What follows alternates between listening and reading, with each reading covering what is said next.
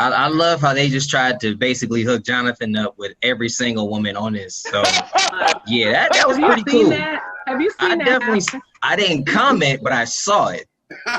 There's a blessing in being quiet. Okay, so, Chris. Okay, well, first things first, thank you guys for even opening up. This means a lot to us. And I actually interviewed all three of these gentlemen, either when I was in college. I saw Travis and Jonathan at the House of Blues in Cleveland. So wow, it's actually pretty cool. And Kirk, I remember you came to Youngstown back in 2005 with Bishop Wagner.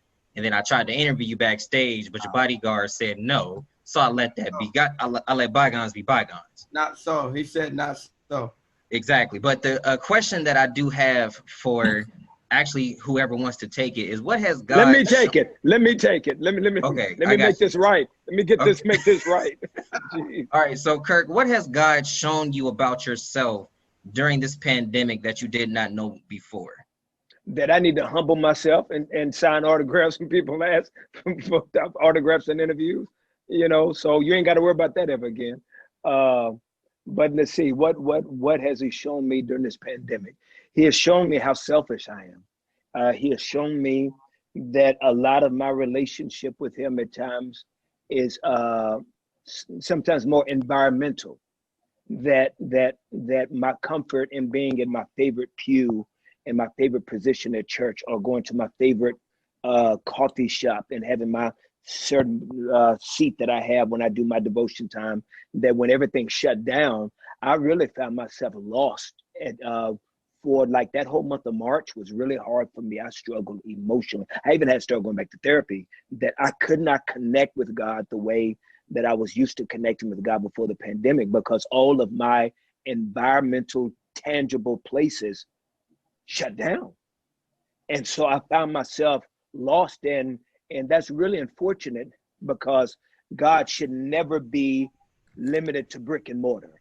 That he should be as fluid as the wind is. And so I've had to learn some new habits and some new ways of coping and ways of connecting. And so that's what I've had to learn and dig through and to experience during this pandemic. Good. And I'm so sorry that whoever's with me told you that, brother. Please forgive me for that. Nah, it's all good. Hey, I got a chance to talk to you on here. If Travis and Jonathan would like to answer, if not, I'll get off, because I do know we have other outlets that have to get on. Jonathan can take it. That was good. No, it's good. Yeah, I thought Kirk did great. I thought, you know, he owed that to you. I mean, he embarrassed you. You were backstage. I mean, you know, that was the least he could do. Sometimes we learn from Kirk, but it's not by his successes. It's by mistakes. I've seen Kirk's bodyguard. He's a big dude. So the brother was like, he was I don't have a bodyguard. And Terry Crews, okay? I know what I saw. I don't have a bodyguard. Travis, can I tell you a story? Yeah, go right ahead. Chris, can I tell you? I don't have a bodyguard, Chris. Chris, I promise I don't have a bodyguard. I'm about to tell him a story. So, you know, we've been doing these press things. We've gotten to see a lot of Kirk's life before, you know, we even knew him. I want you to know that in one of his early interviews, he was at like Good Morning Texas or something like that. A lady told us, now this is like 1994, 1995 or something like that. This is a lady told us that while on set, mute him. I'm assuming while the cameras were off, he leaned over to the host and said, I think we're going platinum. Now, I want you to understand this.